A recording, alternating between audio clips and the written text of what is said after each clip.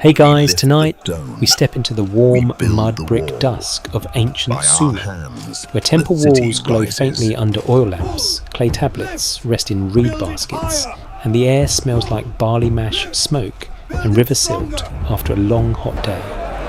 You are walking into a world that may feel familiar in one way and very strange in another, because some parts of this story are widely accepted history.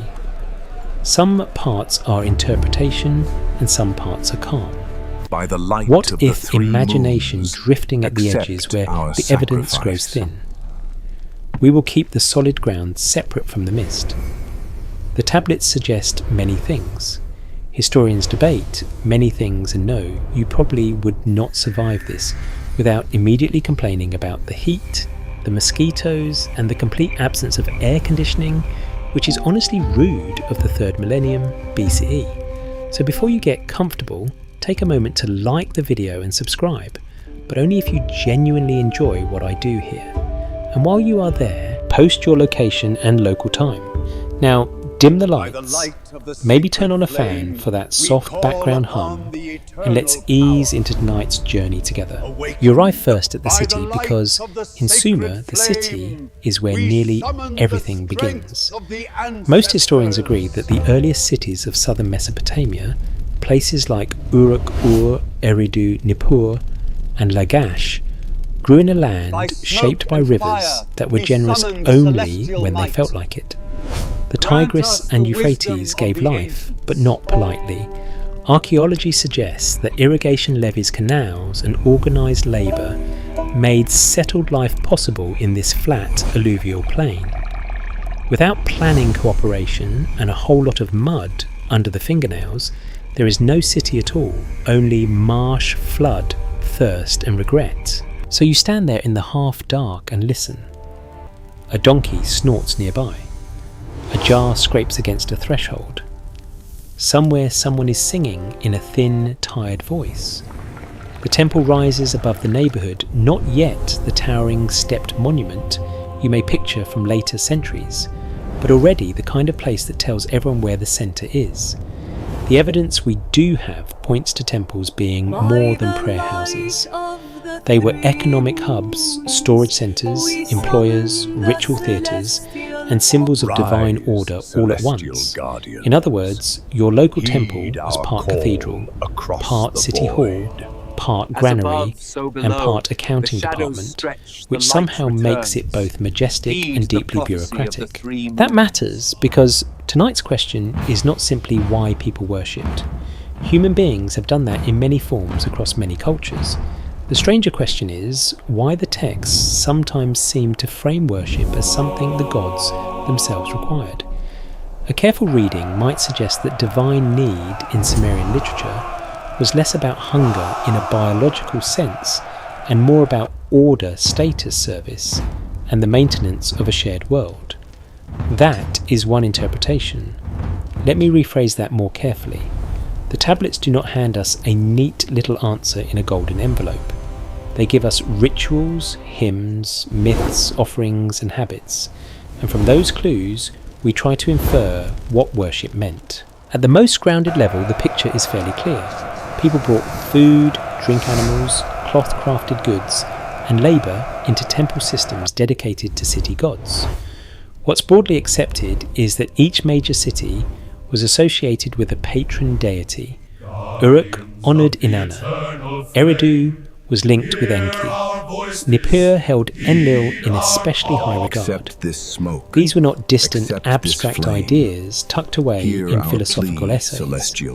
These gods were understood as active powers bound to the life of the city, its fortune, its weather, its fertility, its walls, its kings, and perhaps even its mood on a bad day. And yet the worship was not casual, it was scheduled, repeated, maintained.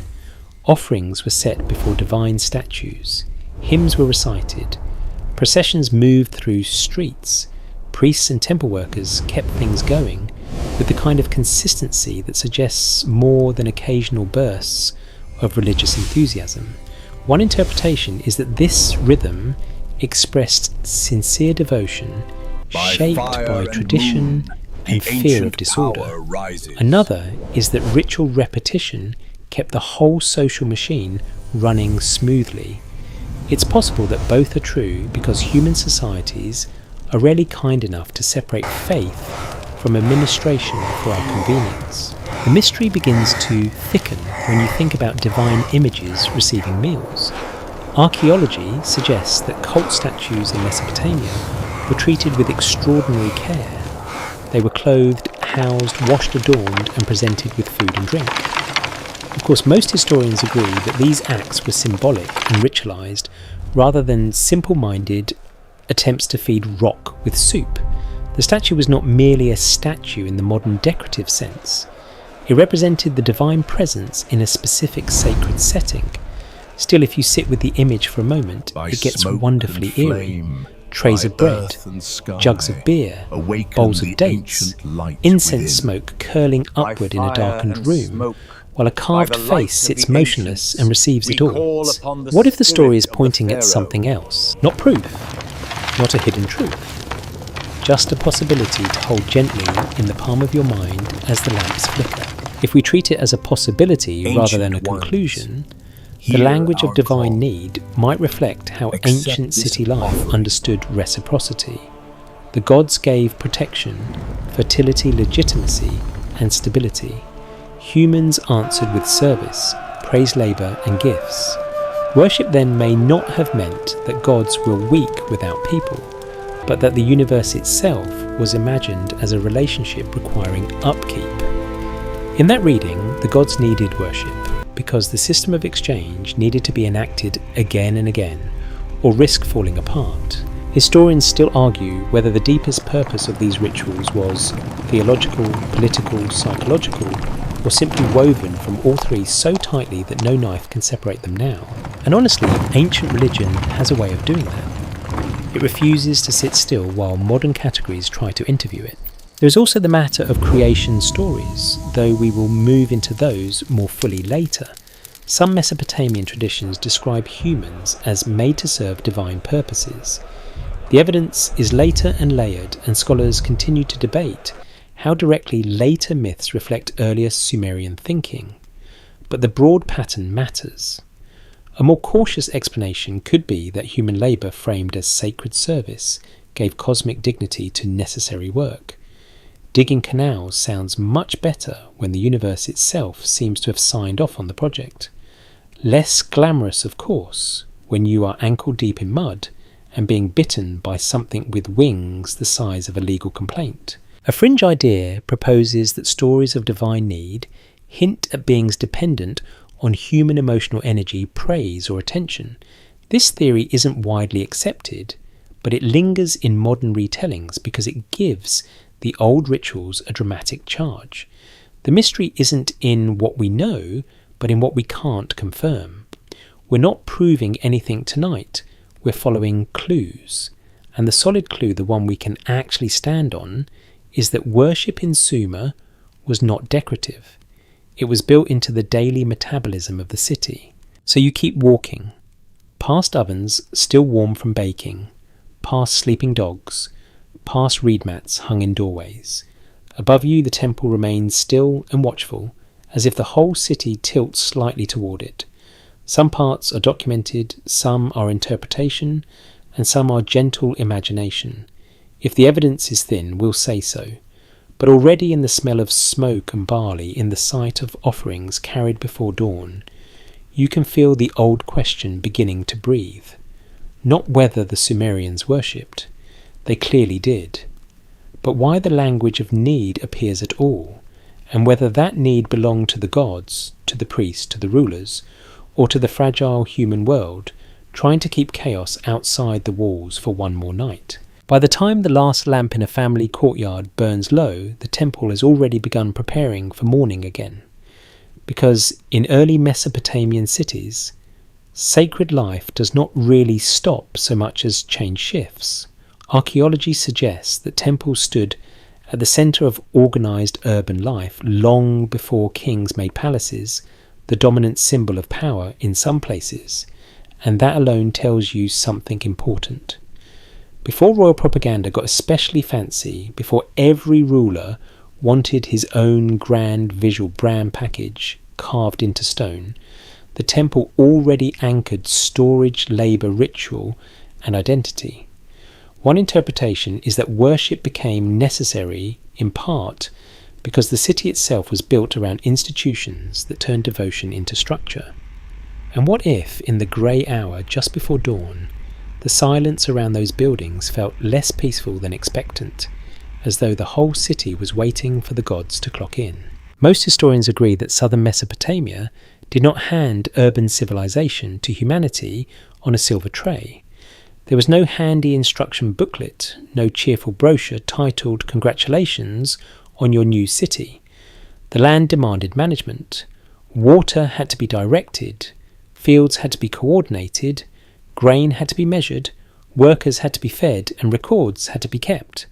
The evidence we do have points to temples playing a major part in that world. In many early city centres, temple precincts were not minor spiritual corners off to the side. They were massive institutional hearts. So when you imagine worship in Sumer, it helps to stop picturing only private feeling. You are not just dealing with one nervous farmer whispering a prayer at sunset, though that probably happened too. You are dealing with large systems. Grain comes in, rations go out, livestock is counted, beer is brewed, cloth is issued, labour crews are organised, offerings are prepared. The temple is not separate from practical life. It is woven into it so tightly that pulling one thread might tug the whole garment apart. A careful reading might suggest that this is one reason the gods appear to need worship. Not because divine beings are portrayed as helpless in the way a houseplant needs watering every Tuesday, but because the social order itself is imagined through divine maintenance. Worship is part of how the city remembers what it is. If the temple sits at the centre of the economic and symbolic world, then ritual is not optional decoration. It is the language by which the city explains its own existence to itself. And yes, that sounds dramatic, but ancient cities were dramatic.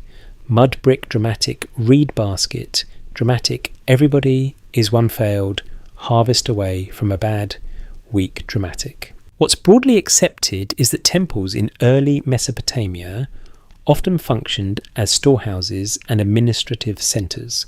Excavations, administrative tablets, seal impressions, and architectural remains all point in that direction.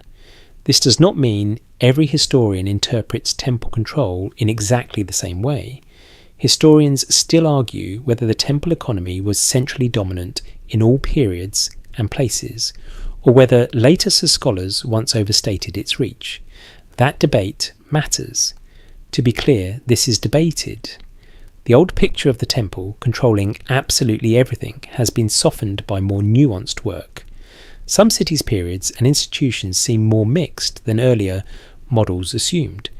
But even with that caution, the temple remains undeniably central in the evidence we do have. And once you see that worship starts to look different, imagine entering the precinct in the first heat of morning. The ground is packed hard beneath your sandals. Someone is hauling sacks of barley. Someone else is smoothing wet clay into a tablet before the surface dries. A scribe presses signs with a cut reed stylus. Nearby a worker mutters because the count does not match the basket total. And somewhere a supervisor gives him the kind of look that says, "This is not the day to test me." Over all of this hangs the presence of the deity associated with the place, not as an abstract moral principle, but as the owner, patron and cosmic resident whose house this is supposed to be. One interpretation is that worship helped justify economic concentration. Offerings and labour were not just practical contributions, they were sacred obligations. If a large institution stores grain under divine authority, then participating in that system may feel less like taxation and more like service. A more cautious explanation could be that people genuinely did not separate those categories in the way modern minds do. Sacred and practical may have been two names for the same activity viewed from different angles. Bringing barley to the temple was food management, yes, but it was also world maintenance. You were feeding institutions, gods, workers, and hopes all at once. That may be why the language of divine need can sound so strong in ancient contexts. The gods need offerings because the temple system needs offerings. The temple system needs offerings because urban life needs coordinated surplus. Urban life needs coordinated surplus because rivers are unpredictable, and people rather annoyingly insist on eating every single day. If that sounds almost circular welcome to civilization, scholars continue to debate whether the early temple emerged first as a religious centre that accumulated economic roles, or as a coordinating institution whose sacred identity gave it lasting authority. The evidence does not let us settle that neatly. We will keep the solid ground separate from the mist. The solid ground is this: temples were major centres of activity. The mist is how exactly people in the earliest phases understood that relationship from the inside. Did they feel governed by gods through institutions, or did institutions teach them how to feel governed by gods? That is a possibility, not a certainty. There is also a quieter human layer beneath the administration. A city needs emotional glue. Shared meals do some of that. Shared work does some of that. Shared danger does quite a lot of that. Shared worship may do even more because it gives people a story larger than their own hunger and exhaustion. If a canal must be cleared, it is not merely a ditch. It is part of divine order. If a storehouse must be filled, it is not merely inventory. It is security under sacred care. If a festival must happen, it is not merely performance. It is reassurance that the city and its God are still in relationship. What if the story is pointing at something else? What if divine need in the texts and rituals reflects human anxiety about dependence more than divine appetite? That is not the same as saying the ancients were faking belief. Far from it.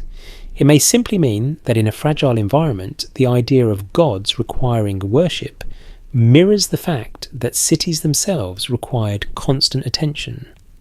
The city needed tending, so the gods in the city's imagination needed tending too. A popular rumour claims that ancient temples concealed secret knowledge about literal non-human rulers who engineered religion for control. This theory is not widely accepted, but it survives because old institutions can look spooky from a distance, especially when they combine a counting ceremony, elevated buildings and restricted spaces. Give anything enough incense and silence, and modern people will eventually decide aliens were involved. It is one of our less useful but more entertaining habits. Still, even without the fringe theories, the reality is powerful enough. You stand in a place where worship is not just a belief inside the head. It is architecture labour schedules, grain tallies, processions, songs and repeated gestures. Archaeology suggests that temples stood before palaces grew dominant. And one interpretation is that worship mattered because it held together the first great urban experiments, and in the cool dimness before sunrise, with clay walls still breathing out the night's stored chill, you can almost feel why that mattered. A city, this new, this ambitious, this fragile, may have needed the gods not only to bless its order, but to make order imaginable at all. As the first real light begins to gather over the flat horizon, the temple household shifts from preparation into performance, and now you start to see one of the strangest, most revealing parts of Sumerian religious life. What's broadly accepted is that food and drink were regularly presented before divine images in Mesopotamian ritual, and that these acts formed part of an established temple routine. One interpretation is that these offerings symbolically fed the gods, while also reinforcing the authority of the institutions serving them. And what if, in the quiet shimmer of early morning lamplight, the stillness of a seated divine statue made everyone in the room wonder whether they were performing hospitality obedience or some older bargain they no longer fully understood? Most historians agree that Mesopotamian cult statues were treated as more than decorative religious art. They were clothed, adorned, carried in processions, sheltered in sanctuaries, and approached with ritual care. Archaeology suggests that temple inventories, artistic depictions, liturgical texts, and administrative records all point toward an intense form of sacred attention focused on these divine images. The statue was not thought of as merely stone or wood, in the way a museum label might now reduce it. It occupied a threshold space. It stood for presence, power, authority, and access. In a sacred sense, the god was not just honoured through the statue. The statue was the god's accepted earthly form within the temple setting. That is why the meals matter. Bread, beer, dates oil, perhaps meat on formal occasions, all prepared and offered with care. You can almost smell it now. Freshly baked barley loaves, sweet fermented grain, smoke from incense drifting sideways when a breeze sneaks through a high opening. A server steps carefully. A priest murmurs. A vessel clicks softly against a stand. The air is warm, quiet, attentive. Nobody in the room is behaving as though this is symbolic in the weak modern sense of merely representational. Symbolic, yes, but active, serious, binding. A careful reading might suggest that the gods were being nourished not because the ancients imagined divine biology in a childish way, but because nourishment itself was a language of relationship. Feeding is what you do for the powerful guest, the honoured ruler, the household head, the one whose favour matters. To place food before the divine image is to enact rank. The god receives, humans provide, order is reaffirmed. And this is where the phrase divine need becomes interesting again. The evidence we do have points to repeated offerings as central to temple life. That repetition suggests necessity, not occasional affection, not random thanksgiving. Necessity. One interpretation is that the gods needed offerings because ritualized feeding kept the sacred bond alive in visible form. A more cautious explanation could be that humans needed to display their own dependence through acts of provision. In other words, the god may not literally hunger, but the relationship must be fed. That sounds poetic, which is unfortunate for those of us who like our answers blunt and tax-deductible. Still, ancient religion is often much clearer in action than in abstract explanation. If you want to know what mattered, watch what people repeated. Historians still argue whether temple offerings should be understood mainly as acts of devotion, redistributive economics, royal ideology, or some combination, too entangled to separate cleanly. That debate is not academic fussiness for its own sake. It changes how you interpret the scene. If offerings are primarily devotional, the daily meal before the statue is a sincere act of reverence. If they are primarily institutional, the same meal becomes part of a public script, reinforcing the temple's place in society. If they are both, which is very possible, then the tray of bread is doing spiritual, social and political work all at once. Ancient objects love multitasking. Archaeology suggests that temples handled real food resources on a large scale. Offerings did not vanish into thin air. They were prepared, accounted for, redistributed, consumed by temple personnel under regulated conditions, and woven into the material life of the institution. That does not make the ritual false, it makes it embodied. A god receives the meal in sacred form.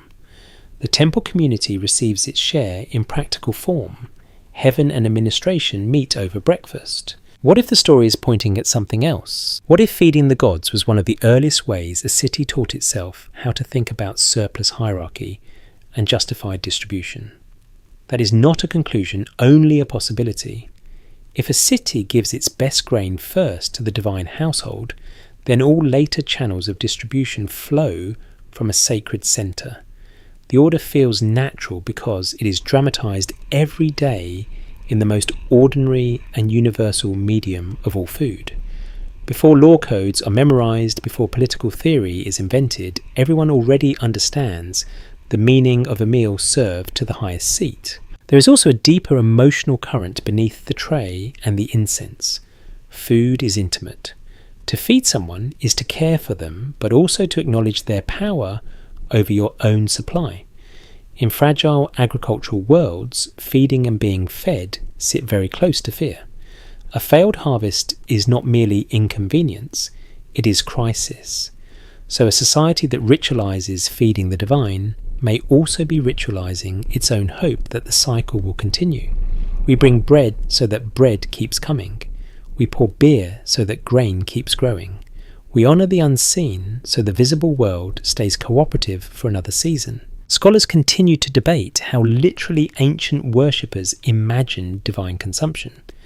Did the god take the essence, the scent, the sacred portion, the gesture itself? There is no full consensus, and that uncertainty matters. We will keep the solid ground separate from the mist. The solid ground is the repeated act of offering. The mist is the interior metaphysics behind it. But ritual often works precisely because not every participant needs the same explanation. One person may think in terms of reverence, another in terms of duty, another in terms of fear, another in terms of habit. Together, the city still shows up with bread. A fringe idea proposes that the old stories preserve traces of beings who relied on human attention or ceremonial energy in ways later generations mythologized as feeding. This theory isn't widely accepted, but it remains popular because it transforms ordinary offerings into cosmic dependency. If we treat it as a possibility rather than a conclusion, it is at least a revealing modern fantasy. We remain fascinated by the thought that praise might function as nourishment, not because the evidence clearly says so, but because it sharpens a real ancient tension. Why were the rituals so regular, so careful, so central? The mystery isn't in what we know, but in what we can't confirm. And what we know is already enough to keep you staring at that still face in the sanctuary. Oil glints on polished surfaces, bread cools on a tray, beer settles in a jug. The room smells warm and sweet and faintly smoky. No one laughs, no one shrugs, no one says this can wait until tomorrow. The meal is brought because it must be brought. Whether that necessity belongs to the god, the institution, or the anxious little human city built between river and sky is exactly the question beginning to follow you deeper inside. By full morning, the city is no longer whispering. It is scraping, hauling, splashing, counting, sweating, and trying not to lose patience before the sun climbs high enough to make every task feel personal. The evidence we do have points to labour obligations, can now upkeep field management and temple service as basic parts of life in early Mesopotamia. One interpretation is that worship mattered so deeply because hard work itself was wrapped in sacred meaning. And what if, as mud sucked at your ankles and reeds scratched your wrists, prayer was not a separate activity at all, but the soft cloth draped over labour so it could be endured? Most historians agree that Sumerian civilization depended on organised work at a scale impossible for isolated households acting alone. Irrigation systems needed maintenance, embankments had to be repaired, fields needed timing and coordination, buildings required brick-making transport and constant upkeep because mud brick, for all its virtues, has the emotional resilience of a stale cracker in bad weather. Without collective effort, the city simply weakens.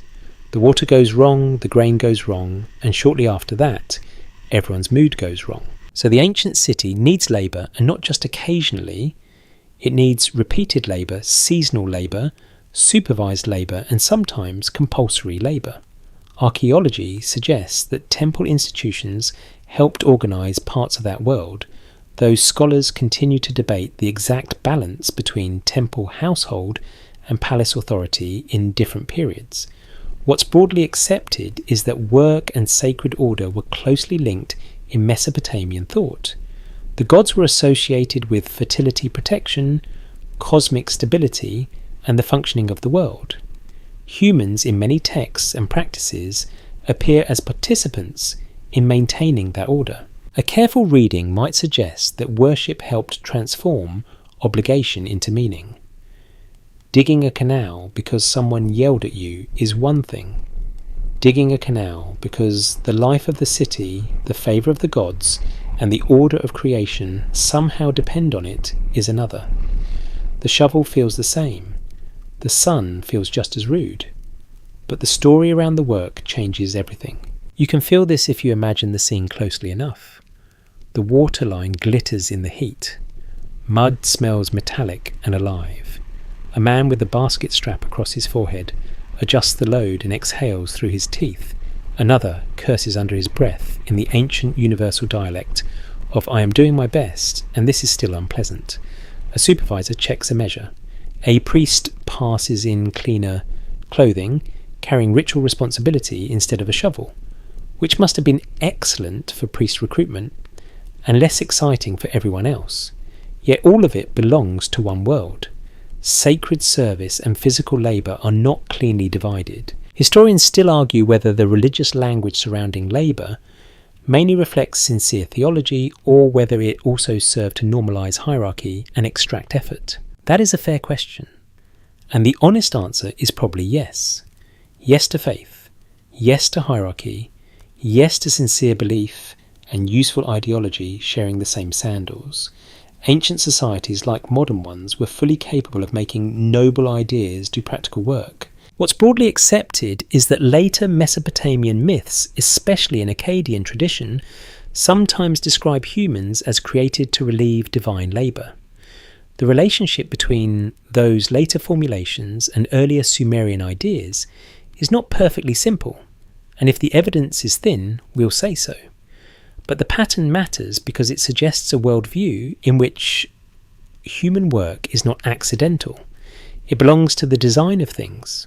One interpretation is that worship and labour were twinned because both were forms of service owed to higher powers.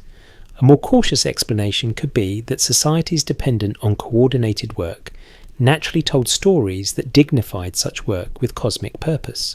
That is a possibility, not a certainty, but it fits the mood of the evidence we do have. And there is mood here, unmistakably. Work is not merely economic in this setting, it is ceremonial in the broad sense. The canals matter because crops matter because the city survives on them. The city survives under the care of its deity. Therefore the canal, however muddy and annoying, participates in divine order. In a world like that, worship is not confined to hymns and offerings. It seeps into schedules, duties and burdens. The gods do not only need incense, they need functioning fields. They need maintained boundaries. They need the city to keep acting like their city. What if the stories are pointing at something else? What if divine need in these texts and practices is really the language, a fragile civilization invented to make endless labour bearable? Again, not proof. We're not proving anything tonight. We're following clues. The clue here is not hidden at all. It lies in the overlap between the sacred and the useful. When work is sanctified, it becomes harder to question. When duty is cosmically framed, fatigue gains a halo. But before we become too cynical in our comfortable modern chairs, it is worth remembering that sacred framing may also have given genuine comfort. If you are standing knee-deep in silt under a white-hot sky, the thought that your labour belongs to a larger order might not feel manipulative. It might feel merciful. Meaning is not fake just because institutions benefit from it. Humans are strange that way. We can be consoled by the same narrative that disciplines us. Archaeology suggests that the organisation of labour in early Mesopotamia was complex and locally varied. Not every person did the same work or related to temple institutions in the same way. Households, king groups, local officials and larger institutions all played roles. There is no full consensus on how centralised everything was. Let me rephrase that more carefully. The old picture of a perfectly controlled temple economy has been revised, but the central fact remains that collective labour and sacred authority overlapped constantly enough to matter. That overlap may help explain why worship appears less like optional piety and more like civic oxygen. A popular rumour claims that the Anunnaki read through modern fringe theories, demanded human worship because they literally fed on submission. This theory isn't widely accepted, but it survives because it turns a social truth into a cosmic thriller. Service exists, hierarchy exists, ritual exists. Modern imagination then adds fangs, energy harvesting, and a soundtrack. It is dramatic, yes, it is also far thinner than the historical evidence. Still, if we treat it as a possibility rather than a conclusion, it reflects something real in symbolic form. Ancient people often lived in systems where service to higher powers shaped everyday existence. And maybe that is eerie enough on its own. By midday, sweat stings your eyes. A basket thumps down. Water glints harshly. Someone calls for more hands. Someone else looks at the temple on the rise above the city and keeps working. Most historians agree that Sumerian urban life depended on organised labour, and one interpretation is that worship helped bind that labour into a larger story of order, duty and survival. So the gods may have needed human worship, not only in prayer halls, but out here too, where the real hymn is the shovel bite, the reed creak, the splash of redirected water, and the stubborn human decision to keep the city alive, one exhausting morning at a time. By afternoon, when the heat presses on the city like a heavy hand, and even the dogs seem offended by existence, the work of words begins to matter as much as the work of hands. Most historians agree that Sumerian hymns and temple songs praise gods as city protectors, cosmic rulers, and providers of abundance, and that these compositions formed a serious part of religious culture. One interpretation is that sacred poetry did more than honour the divine. It may also have taught people how to imagine authority, obedience, and dependence. And what if, as those lines drifted across a courtyard in the shimmering heat, the loveliest praises were also the gentlest instructions ever given? Archaeology suggests that writing in southern Mesopotamia emerged first for practical administration, but it did not stay there. Clay tablets eventually carried hymns, prayers, myths, laments, royal inscriptions, lexical lists, school exercises, and all the little fragments of thought that make an ancient civilization feel suddenly close enough to breathe on your neck. The evidence we do have points to a world where writing could count grain in one moment and magnify a god's glory in the next. The same clay that tracked deliveries might also preserve a song calling a goddess radiant, terrible, beautiful, and beyond measure. Bureaucracy and awe shared office space.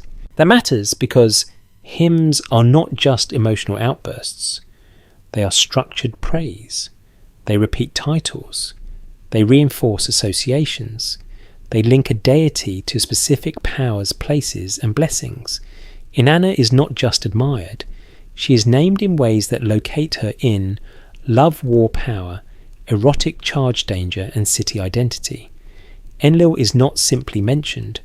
He is elevated, framed, and invoked as a force of kingship and destiny. Enki is described in relation to wisdom, subterranean waters craft, and subtle intelligence. These are not random compliments. They are literary architecture. A careful reading might suggest that this architecture helps stabilise the world. If a hymn tells you who rules what, who protects whom, and what depends on whom, it gives shape to reality. In a place where weather can turn cruel, harvests can fail, rulers can change, and neighbours can become enemies, very quickly shape is precious. Sacred poetry offers a map, even if the map is sung. You can hear it if you slow down enough. A voice rises in the temple precinct, maybe accompanied by a lyre or drum. The rhythm is measured. The phrases circle back. Epithets return like familiar doorways. The singer does not sound like someone improvising feelings after a rough lunch. This is practiced language, polished and repeated, meant to be remembered. And repetition, as any song stuck in your head at 2 a.m. will confirm, has power far beyond logic. Historians still argue whether these hymns should be read mainly as devotion, literary performance, priestly theology, political messaging, or some shifting mixture of all of them? That debate is worth keeping close because the answer may well be all of the above. A hymn can be sincere prayer and social training at once. It can be beautiful and useful. It can express love of the divine, while also teaching listeners what kind of world they inhabit. Sacred poetry is very efficient like that. It flatters heaven and instructs earth in the same breath. What's broadly accepted is that temple singing and recitation form part of ritual life. The words were not hidden away in abstract texts no one heard. They belong to performance memory training and public sacred space. One interpretation is that praise itself may have been considered necessary because naming divine greatness renewed divine presence. A more cautious explanation could be that repeated praise renewed human alignment with the world as the city understood it. In either case, worship is not merely internal emotion, it is spoken order. And spoken order matters because language can make hierarchy feel natural.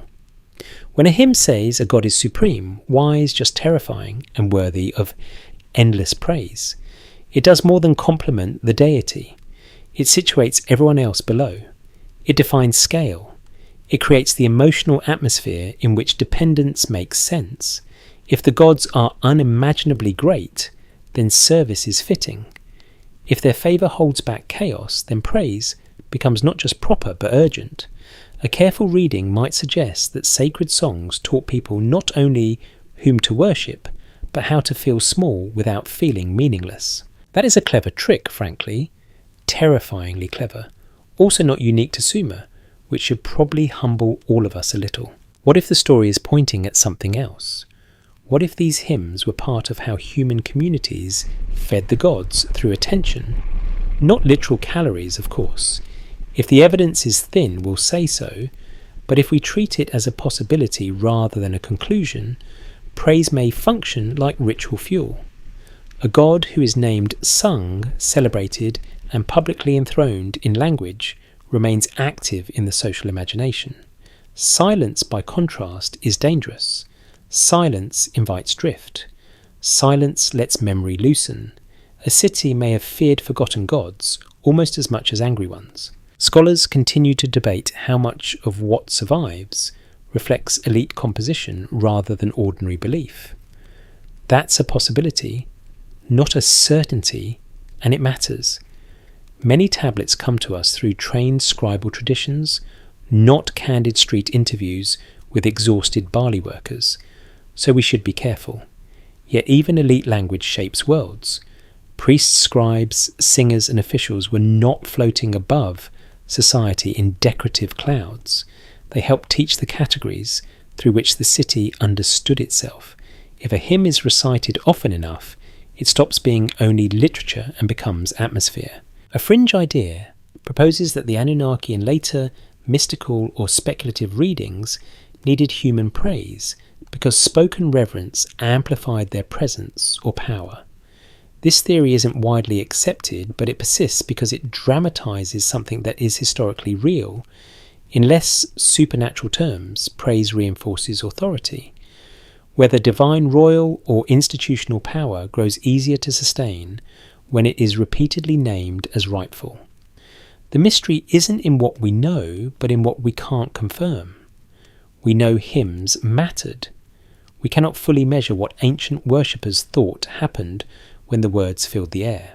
Still stand there long enough and you feel the force of it. Heat wavers above the courtyard stones. Incense drifts upward in a pale ribbon. A trained voice calls a god by titles polished over generations. Nearby a child hears those words and learns the shape of reverence before understanding any theology at all. Most historians agree that Sumerian hymns praise the gods as rulers and protectors, and one interpretation is that such praise taught the city how to organise dependence. So perhaps the gods needed worship not only as offering or labour, but as language itself, because a world this fragile holds together more easily when everybody keeps singing the same sky into place. By late afternoon, when shadows begin to lengthen and the worst of the heat finally loosens its grip, you become more aware of thresholds. doorways, courtyards, storerooms, inner chambers, the quiet line between what is public and what is restricted. Archaeology suggests that priests and temple personnel acted as mediators between human communities and the divine through offerings, ritual, maintenance, purification, and festival performance. One interpretation is that this mediated access made worship feel necessary because the gods were near enough to rule but distant enough to require formal channels. And what if the curtained doorway of a sanctuary, half lit and half hidden, taught the city that the sacred was something you could approach but never casually? Most historians agree that Mesopotamian religion was not an anything-goes affair where everyone wandered into the holiest room with a snack and an opinion. Sacred spaces had gradations, ritual actions had specialists, purity rules, ceremonial sequences, and restricted roles mattered. The evidence we do have points to a world in which priests, priestesses, singers, administrators, diviners, attendants, and craft specialists all helped sustain the life of the temple.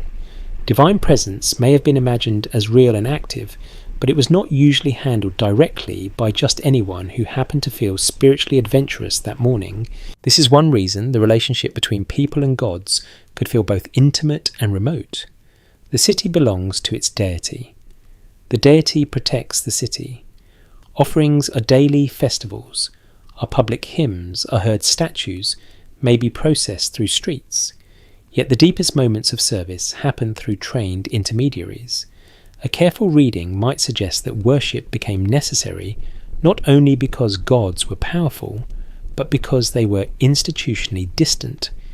You did not simply improvise your way into cosmic favour.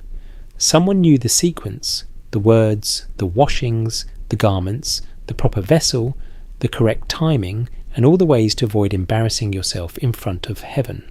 Honestly, it is the ancient equivalent of discovering there is paperwork for the afterlife. What's broadly accepted is that temple personnel were essential to maintaining divine households. A god, in Mesopotamian religion, was not represented as floating in a concept cloud detached from material space. The god had a temple, a residence, a cult image, offerings, garments, furnishings, attendants, and ceremonies. Archaeology suggests that temple organization reflected this household model quite clearly. One interpretation is that worship mattered because the gods were imagined as elite presences, requiring proper service in a structured environment.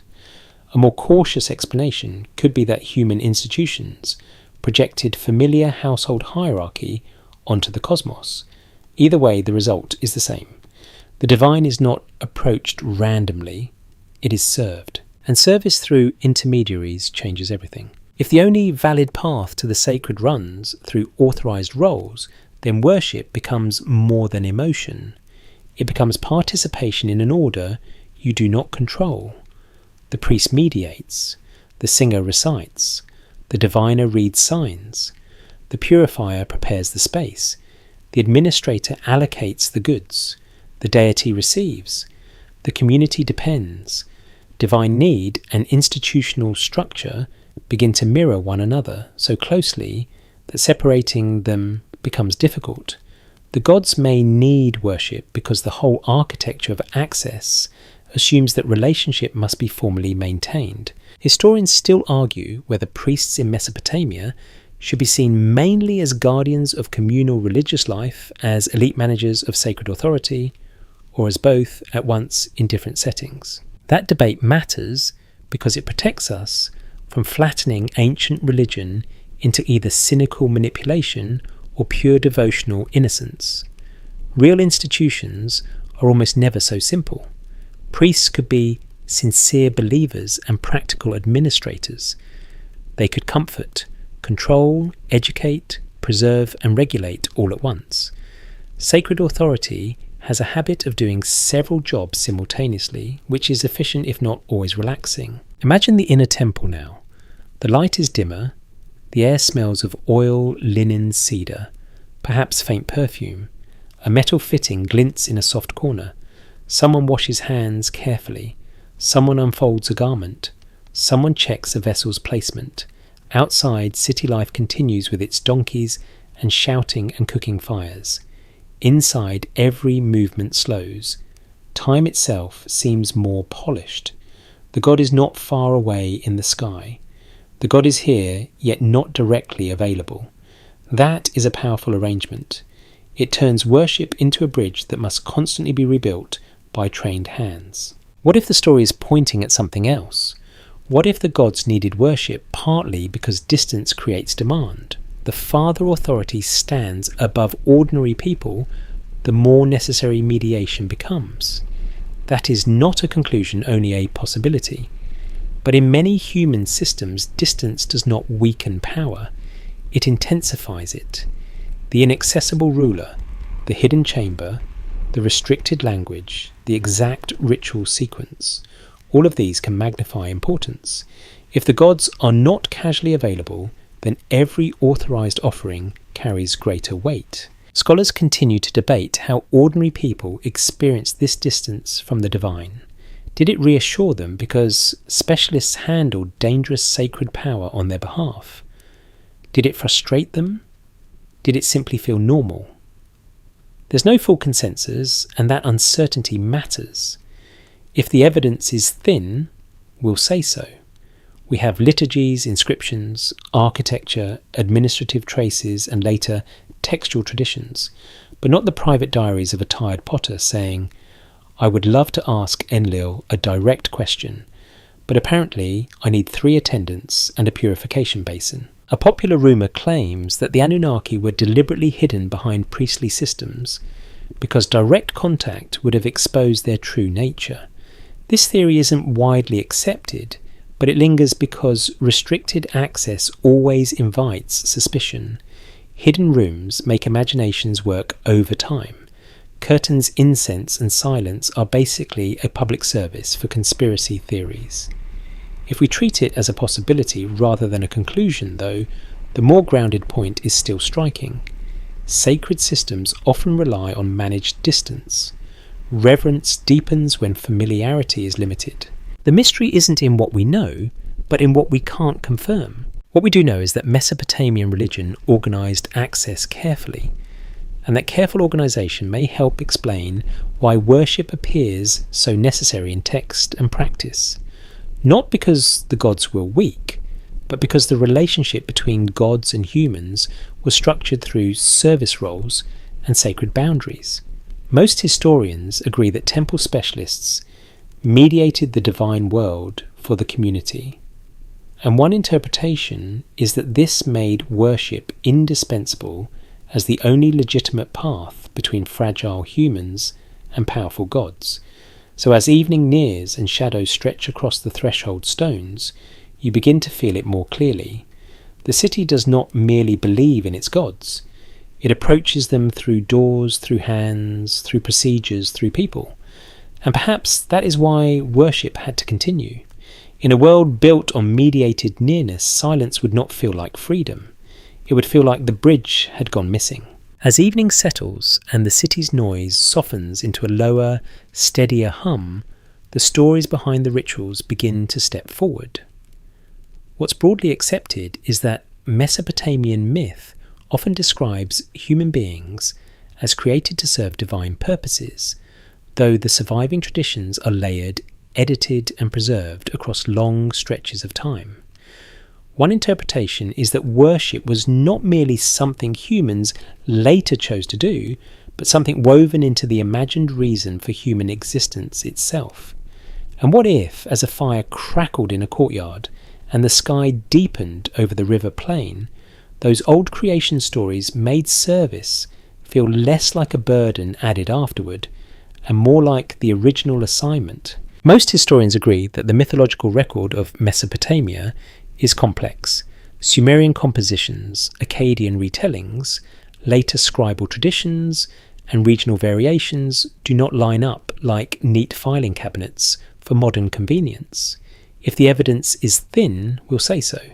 Some of the clearest statements about humans being created to relieve divine labour appear most famously in Akkadian works such as the Atrahasis tradition, rather than in a single tidy early Sumerian line saying exactly what modern readers want. Let me rephrase that more carefully. The broad pattern is there, but the textual path is layered and debated. We will keep the solid ground separate from the mist. The solid ground is this. In Mesopotamian mythic imagination, humans are frequently connected to service. The gods are not always portrayed as distant abstractions who create humanity for sentimental reasons.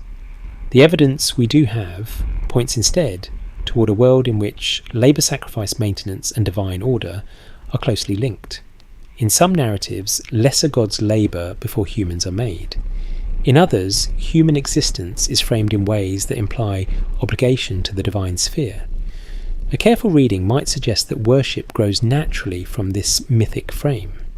If humans exist within a divine order shaped around service, then praise, offerings and ritual are not optional extras. They are part of the job description. A strange job description admittedly, excellent benefits unclear, work-life balance poor, management cosmic. Still, you can see why such stories would matter. Myths are not just entertainment in a world like this. They explain why things are arranged as they are, why there are gods, why there are cities, why there is work, why there is suffering, why hierarchy feels old, why ritual feels necessary. If a story says the human role is to sustain divine order, then worship stops looking like a local custom and starts looking like the structure of reality itself. Imagine sitting with that story at dusk. The air is cooler now, and the heat stored in the brick slowly escapes into the dark. Someone pours beer into a cup. Someone mends a basket by the doorway. A child listens from the edge of the conversation, not understanding every word, but learning the shape of the world. The gods once required service. Humans came into being within that requirement. That is the atmosphere such myths create. You are not merely a person who happens to worship. You are a being whose place in the cosmos is partly defined by service upward. Historians still argue whether these creation motifs should be read mainly as theology, social reflection, political ideology, or symbolic narrative, rather than literal doctrinal statements. That debate protects us from reading the myths too mechanically. Ancient myths are not contracts or employee manuals, even if they sometimes sound uncannily like one. They operate through symbols, images, and narrative patterns. A more cautious explanation could be that stories of human service reflect how Mesopotamian societies understood dependence and work in general. If life in the city depends on hierarchy, and labour myth may project that arrangement back into the origins of the world. That does not make the story insincere, it makes it culturally revealing. One interpretation is that the gods needed human worship because the myths framed humanity as the answer to divine demands, not necessarily divine weakness, not literal hunger in a biological sense, rather a cosmic arrangement in which divine authority and human service belong together.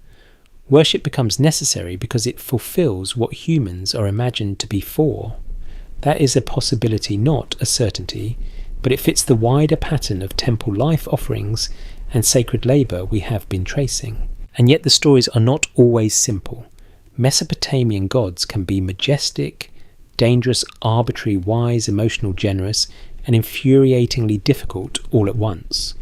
Humans in these myths are not portrayed as equals, sitting down for open-ended discussion.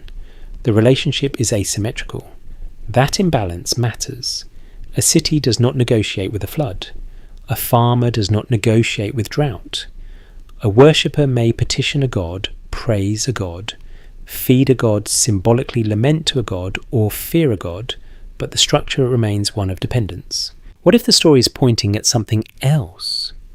What if the claim that gods needed worship really tells us how deeply humans needed a reason for their own burdens? Again, not proof. We're not proving anything tonight, we're following clues. The clue here lies in narrative economy.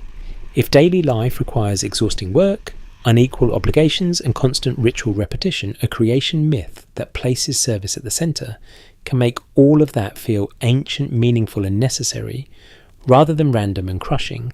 Meaning does not remove hardship, but it can make hardship legible. Scholars continue to debate how much continuity there is between Sumerian religious ideas and later Akkadian literary formulations. There's no full consensus, and that uncertainty should keep us modest. But the evidence we do have points toward a long Mesopotamian tendency to frame the human place in relation to divine demand. That framework helps explain why worship appears not as a side hobby for especially spiritual citizens, but as a core human function. A fringe idea proposes that the Anunnaki, interpreted through modern speculative lenses, created humanity, quite literally, to harvest devotion, emotional energy, or obedient labour. This theory isn't widely accepted, but it remains popular because it sharpens an already existing theme. In the ancient material, humans are often imagined as beings whose lives are structured in relation to higher powers requiring service. If we treat it as a possibility rather than a conclusion, the fringe version is simply a louder, more dramatic echo of a quieter ancient pattern. The mystery isn't in what we know, but in what we can't confirm. What we know is already evocative enough. Evening deepens, smoke rises from cooking fires. The sky over the plain turns violet and bronze. Somewhere a voice begins another hymn. Most historians agree that Mesopotamian myths often link human existence with divine service, and one interpretation is that worship mattered because it answered a role built into the imagined structure of creation itself. So by the time darkness gathers over the city and the temple lamps begin to glow again, you can feel the old logic closing gently around everything. Humans work, humans offer humans, sing, humans serve. Not because someone invented the habit yesterday, but because the stories say this is what humans are for. And stories like that can hold a city together for a very long time. Night does not raise uncertainty in Sumer. If anything, it sharpens it. The wind shifts over the plain. The river mutters somewhere beyond the dark. And every household knows that tomorrow's comfort depends on forces that do not negotiate. The evidence we do have points to a world shaped by unpredictable water, fragile harvests, disease, seasonal pressure, and the constant possibility that things can go wrong quickly. One interpretation is that worship became indispensable because it helped people live inside that uncertainty without feeling entirely abandoned. And what if under a sky full of indifferent stars, every whispered prayer sounded a little like someone trying to steady a trembling table before the bowls slide off? Most historians agree that southern Mesopotamia was an environment of great opportunity and equally great risk. Irrigation made agriculture possible, but irrigation also demanded labour, coordination and luck. Rivers could flood too much, too little, or at the wrong moment. Salinization and soil problems could undermine production over time. Storms, pests, illness and political conflict could turn a stable year into a difficult one with very little warning. Archaeology suggests that city life in this environment was impressive precisely because it was never effortless.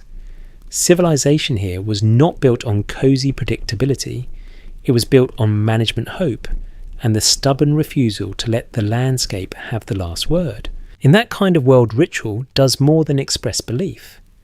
It becomes part of emotional survival. Imagine a household after dusk. The courtyard has cooled just enough to breathe. Bread is divided carefully. Someone checks the jar level with the particular seriousness reserved for supplies that are absolutely not stretching far enough. A child asks when the river will rise properly. An older relative shrugs in that ancient way people have always shrugged when they want to look calm while feeling no such thing.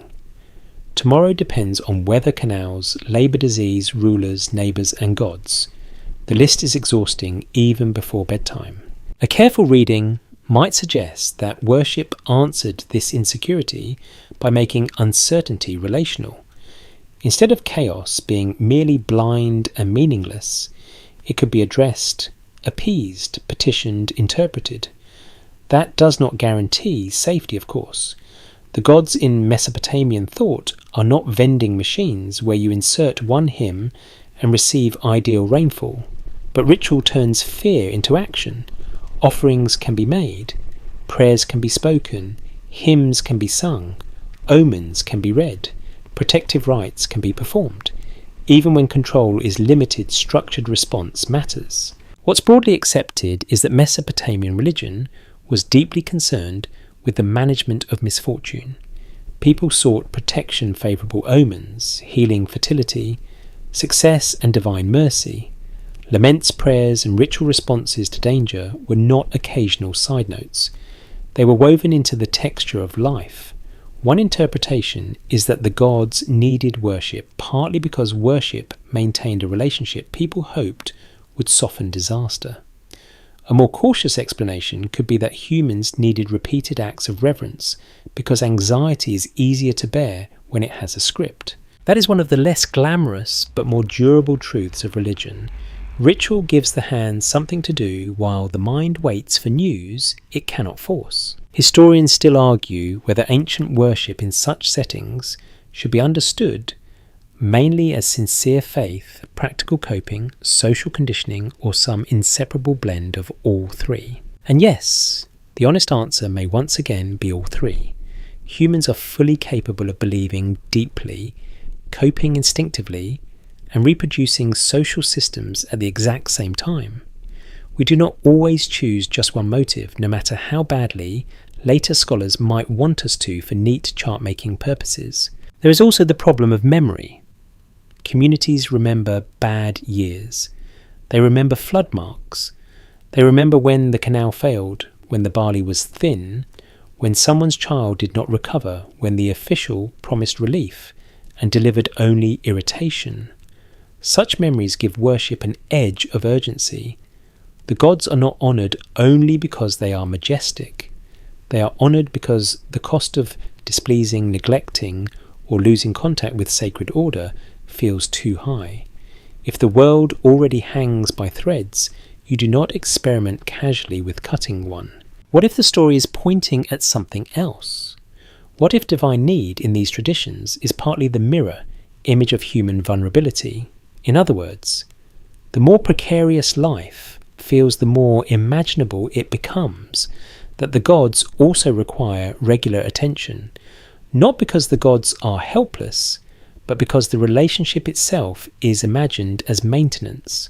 Feed the bond, renew the bond, reinforce the bond.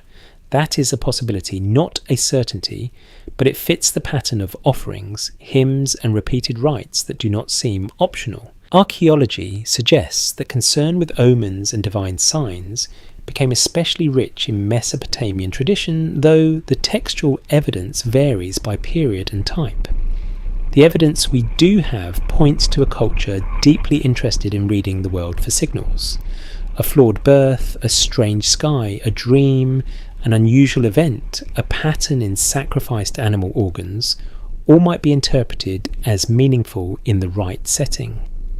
Scholars continue to debate how ordinary and how widespread some of these practices were across all levels of society, but their presence is undeniable. The world could speak, and if the world could speak, then worship was partly about staying in the conversation. A popular rumour claims that the Anunnaki demanded worship as a form of energetic shielding against the chaos of Earth itself. This theory isn't widely accepted, but it survives because it translates a real ancient concern into modern cosmic language. Mesopotamian people did live with chaos close at hand. Flood, disease, drought, instability and loss were never far away.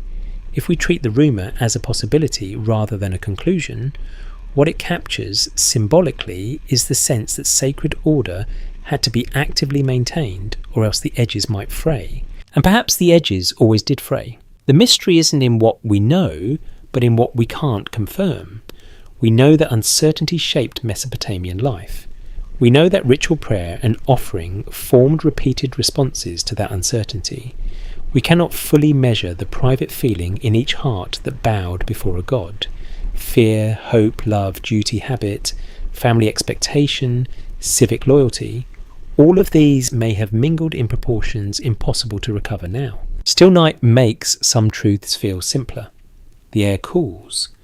A distant dog barks. Someone in a nearby house murmurs a quiet prayer before sleeping. Most historians agree that life in ancient Mesopotamia was environmentally fragile and socially demanding, and one interpretation is that worship mattered because it transformed uncertainty into relationship and ritual action. So the gods may have needed human worship not merely as praise, but as a constant renewal of the fragile threads binding city, field, river and sky into something that could still feel like order by morning. By the time dawn returns again, the city is already rehearsing authority. Gates open, courtyards stir, officials move with purpose, priests resume their sequences, and somewhere above the daily noise stands the larger claim that all of this belongs not only to human rulers, but to divine favour. Most historians agree that Mesopotamian kingship was closely tied to the approval, patronage, and symbolic authority of the gods. One interpretation is that worship mattered so much because it did not only honour heaven, it also stabilised power on earth.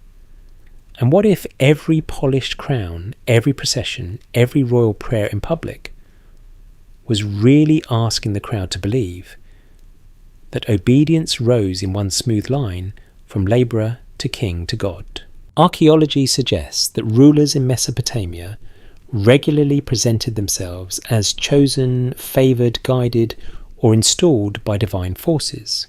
Royal inscriptions, temple building projects, dedicatory texts and monumental imagery all point toward this deep entanglement.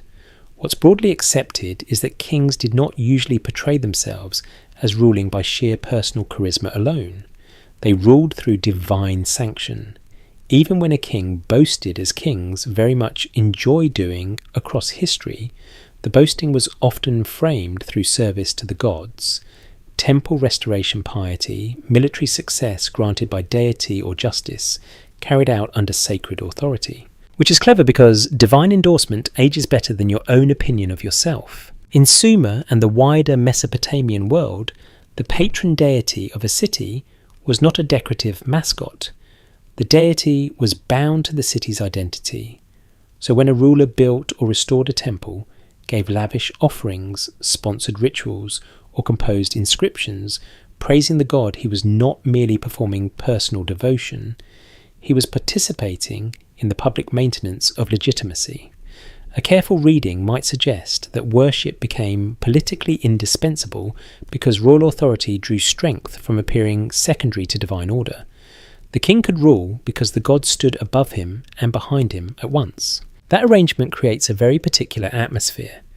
Imagine a festival day, drums sound, priests move with measured dignity, temple attendants prepare sacred objects. The air smells of dust, oil, sweat and incense, which is a deeply Mesopotamian version of event planning. The ruler appears not as a detached politician, but as a servant partner of the divine household. He sponsors, kneels, dedicates, processes, proclaims. The crowd sees both humility and grandeur at once, and that combination is potent.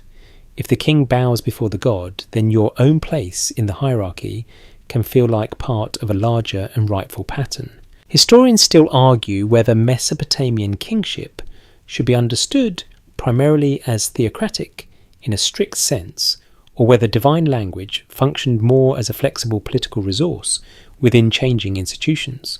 That debate matters because it keeps us from making the system too tidy. Kings were not passive puppets of priesthood, and priests were not always merely the king's decorative backup singers. The balance shifted. Local conditions mattered. Palace and temple interests could align, overlap, or compete. If the evidence is thin, we'll say so, but the broad fact remains clear. Worship and rulership supported each other constantly enough to shape the whole public world. One interpretation is that the gods needed worship because worship renewed the legitimacy of earthly order.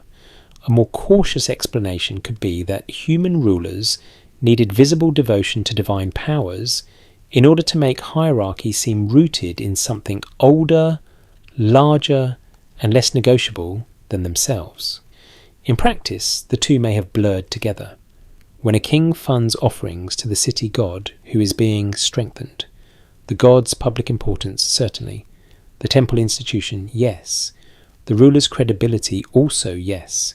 In ancient systems, reinforcement rarely moves in only one direction, and that is why worship is never just private in a city like this. Archaeology suggests that temple building and restoration were among the most prestigious royal acts in Mesopotamian political culture.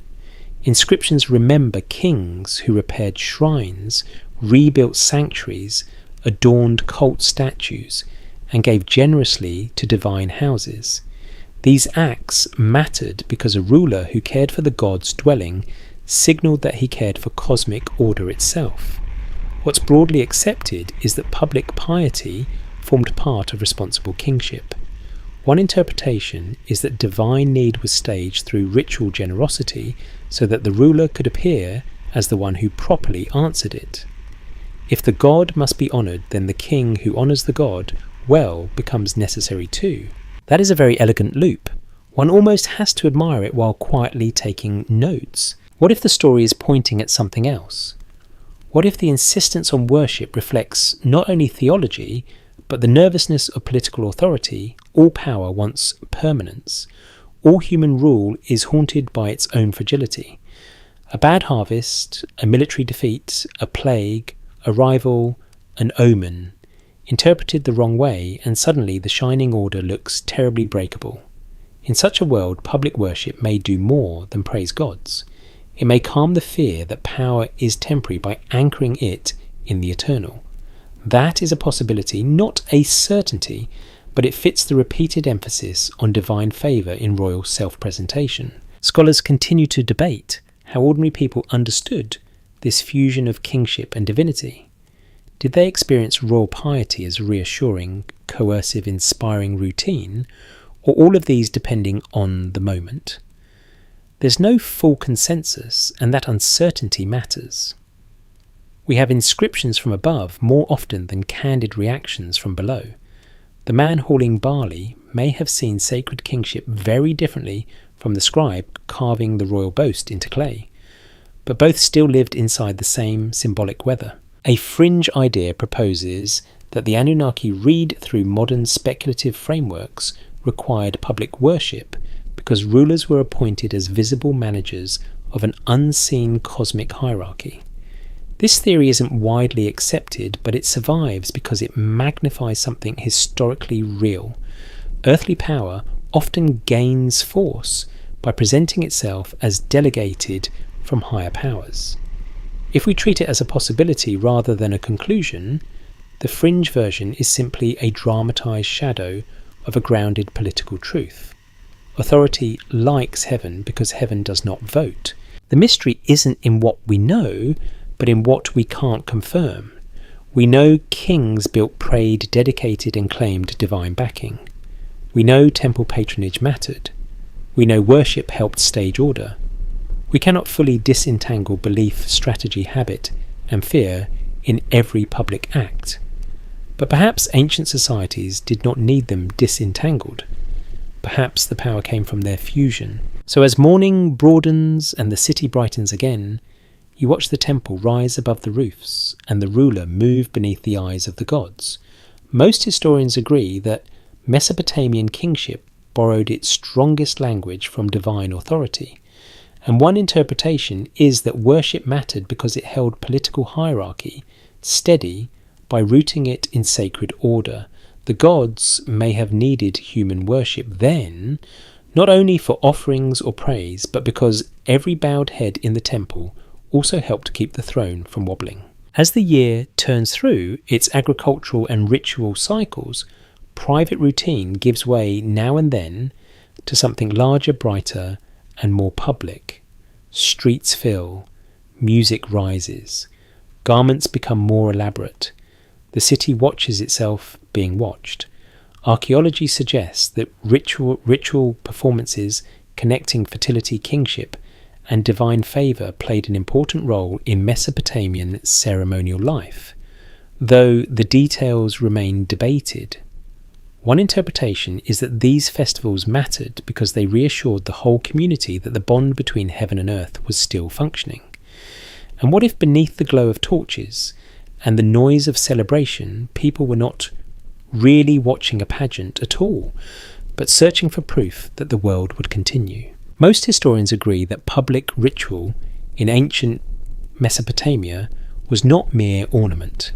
Festivals, processions, temple ceremonies, and seasonal observances helped shape civic identity and sacred time. The evidence we do have points to ritual moments when divine images moved, hymns were performed, offerings increased, and the city participated in heightened acts of reverence. In some later Mesopotamian traditions, and possibly with roots in earlier Sumerian patterns, rites associated with kingship and fertility carried especially symbolic weight. The so-called sacred marriage complex is the most famous example people tend to mention, often linked in scholarship to the relationship between divine figures such as Inanna and Dumuzi, and to the earthly role of the king. Let me rephrase that more carefully. This is debated. The exact nature, form, and historical regularity of these rites remain uncertain. Scholars continue to debate how literally certain texts should be read, how often royal ritual union may have been enacted, and how much of the literary material reflects symbolic theology rather than repeated historical performance. If the evidence is thin, we'll say so. But even with those cautions, the larger pattern is clear enough. Fertility, legitimate rule, agricultural hope, and divine blessing were publicly linked in powerful ways. And of course, they were. In a land dependent on seasonal success, everyone wants heaven and earth on speaking terms. Imagine the city gathering for such a moment. The dust of the streets hangs softly in the late light. Musicians pluck strings and strike drums. Incense drifts over packed bodies. Temple attendants carry objects whose meanings everyone recognises, even if no one would explain them the same way. Somewhere a ruler appears, not simply as a ruler, but as a participant in a cosmic drama. Somewhere a goddess is praised not only as distant power, but as living fertility desire, danger abundance, and renewal. The atmosphere is charged but orderly, festive but serious. You can almost feel the whole city leaning forward at once. A careful reading might suggest that rituals of this kind did crucial social work. They turned abstract hopes into visible theatre. Fertility was no longer just a wish buried in private anxiety. It became embodied, sung, displayed, and affirmed in front of everyone. Kingship was no longer just a claim backed by force. It was woven into sacred symbolism and agricultural continuity. Worship in such settings may have mattered because it allowed the city to see, hear, and almost touch the reassurance it needed. Historians still argue whether the symbolic union of divine and royal power in these rites should be understood mainly as theology, public morale, political legitimation, fertility magic, or a ritual blending of all these elements. That debate matters because it helps us resist the temptation to flatten everything into romance propaganda or superstition alone. Ancient ritual is usually more layered than modern summaries allow. A procession can be beautiful and strategic. A hymn can be devotional and political. A sacred drama can renew agricultural hope while also strengthening the king's image. Human beings are wonderfully efficient at letting one ceremony carry 6 meanings and a snack table. What's broadly accepted is that ritual festivals reinforced communal order. They gathered people, synchronized emotions, dramatized hierarchy, and renewed relationships among temple ruler, deity, and city. One interpretation is that the gods needed worship, especially in these moments, because public affirmation was part of how divine order remained alive in communal life. A more cautious explanation could be that humans needed grand ceremonies to transform uncertainty into confidence. A field does not become fertile because you clap at it, obviously, But a society can become steadier when it believes the cosmos has nodded in approval. What if the story is pointing at something else? What if these festivals reveal that worship was necessary because private belief alone was not enough? The city had to witness itself agreeing. That is a possibility, not a certainty, but it fits the logic of ritual performance. Public ceremonies create shared memory. Shared memory creates cohesion. Cohesion makes fragile systems more durable. If the god is honoured in the presence of all, then the entire city participates in confirming that the bond still holds. Scholars continue to debate the role of erotic symbolism, fertility language, and seasonal renewal in these rites. There's no full consensus, and that uncertainty matters. Some texts are literary and highly stylized.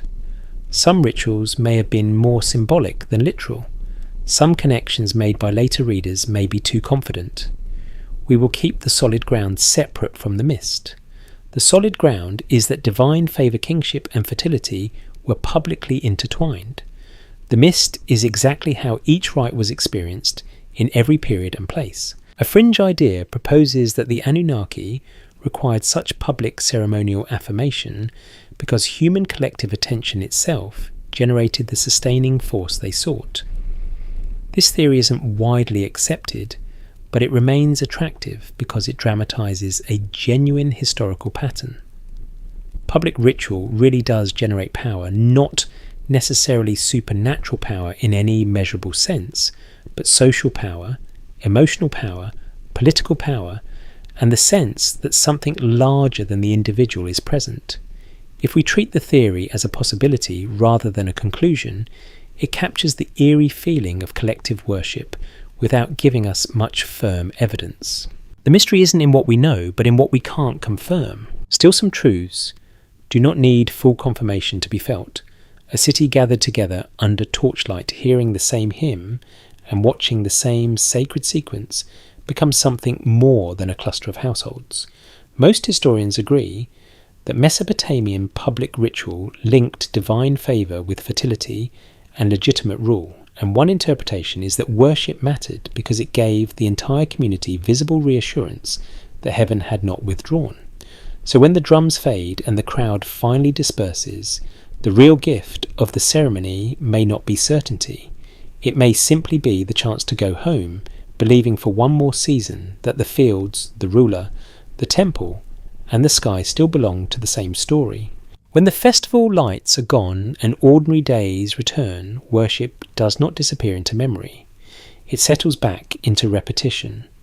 And repetition is often where the deepest shaping happens. What's broadly accepted is that temple life in Mesopotamia was structured by recurring acts of music incense, offering recitation and ceremonial maintenance. One interpretation is that these repeated rhythms mattered not only because they honoured the gods, but because they trained human hearts and habits toward dependence. And what if the soft beat of a drum at dusk, the same as yesterday, and likely the same tomorrow, was less about dramatic revelation than about never letting the city forget whom it belonged to? Most historians agree that repetition is a basic feature of ancient ritual life. The evidence we do have points to fixed offerings, recurring liturgical actions, repeated hymns, and carefully maintained temple routines. Archaeology suggests that sacred spaces were designed not just for one spectacular occasion, but for ongoing patterns of service. Music had its place.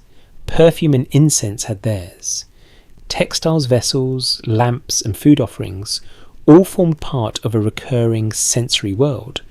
Worship in Mesopotamia was not only a collection of beliefs, it was a discipline of atmosphere.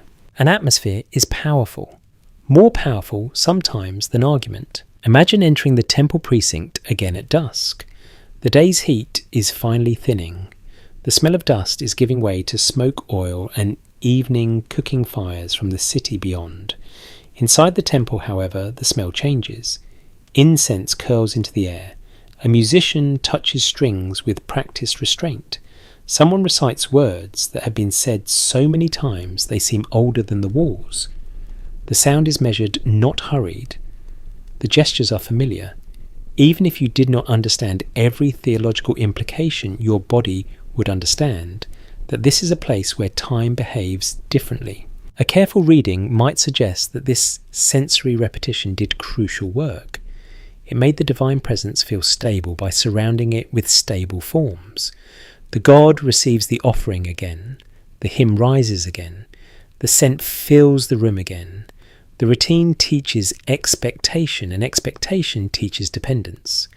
One interpretation is that the gods needed worship, partly because constant return kept the sacred order vivid in communal memory. A more cautious explanation could be that humans needed repeated sensory rituals because memory fades quickly without reinforcement. If the city is to remain aligned with its deity, the alignment must be rehearsed. That may sound almost modern in its psychology, which is annoying because ancient people should really stop being so recognisably human when we are trying to feel superior. But it is true. Repetition shapes loyalty. Repetition shapes comfort. Repetition shapes what feels real. A god praised once at a crisis matters differently from a god named daily in measured beauty. The temple's recurring sounds and scents turn divine authority into part of the city's internal weather. Not dramatic every time, not explosive every time, just constant. Historians still argue whether the power of repetitive ritual in Mesopotamia should be understood mainly as devotional formation, social conditioning, aesthetic tradition, or some inseparable combination of all three. That debate matters because repetition can be read in different ways. One scholar may emphasize sincere piety, another may highlight institutional reinforcement, a third may focus on the emotional and bodily effects of recurring sensory practice. All may be seeing part of the same truth. Ancient worship does not have to choose only one function to be effective. It can honour the divine, steady the anxious, teach the young, elevate the temple, support the ruler and sanctify routine all in the same evening. What's broadly accepted is that music held an important place in Mesopotamian religious life. Hymns were not silent texts stored for decoration. They were sung, recited, taught and performed. Incense too mattered, creating a distinctive sacred atmosphere that marked the temple as a place apart. The evidence we do have points to a carefully curated sensory experience. One interpretation is that these repeated sensory cues made worship feel necessary by binding the divine to recognizable forms of beauty and rhythm. A more cautious explanation could be that sacred routine made uncertain life feel ordered, and people return to it because predictability is a very soothing thing. When rivers, rulers and harvests refuse to be predictable, what if the story is pointing at something else? What if repetition itself was the offering the gods most needed? Not because divine beings literally consumed melody and smoke as fuel, though a fringe imagination loves that idea, but because power of any kind depends on being renewed. That is a possibility, not a certainty. A ruler must be seen, a law must be remembered, a relationship must be maintained, a god must be served. In each case, silence is risky, neglect is corrosive, repetition is the cure. Scholars continue to debate how ordinary worshippers experienced the temple's sensory world. Did the music calm them, elevate them, impress them, or simply wash over them as part of daily habit? There's no full consensus, and that uncertainty is honest. We have traces of liturgy, instruments, iconography, and architecture, but not a complete archive of private responses. Still, anyone who has ever entered a place repeatedly marked by specific sounds and scents knows the effect.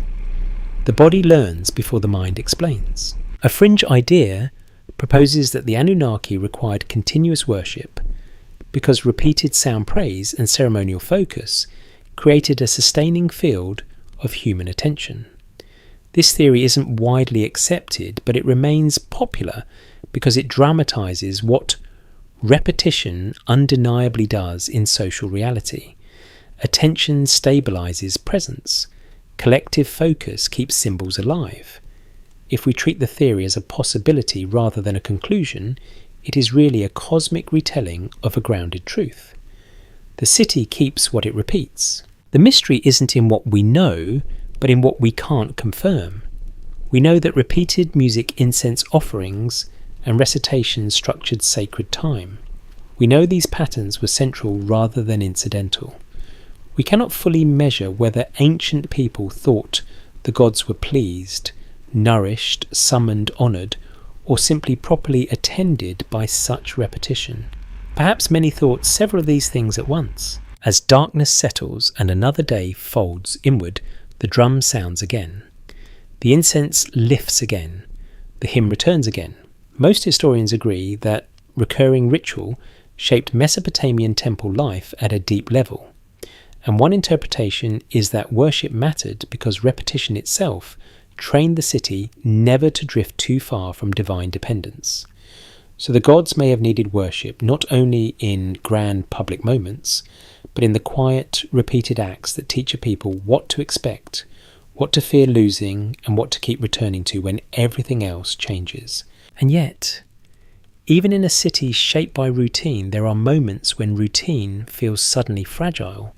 A strange birth, a troubling dream, a sickness that lingers too long, a crack in the expected pattern of things.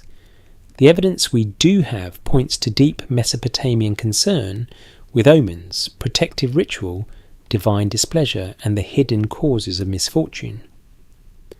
One interpretation is that worship felt necessary because it was also a shield, however partial, against dangers people could not fully predict or control. And what if in the dark hour before sunrise, a whispered prayer against unseen harm felt less like theology and more like the last latch on a door you desperately hoped would hold? Most historians agree that ancient Mesopotamians lived in a world they believed could speak through signs. This does not mean every person walked around in constant mystical panic reading doom into every crooked goat and suspicious cloud.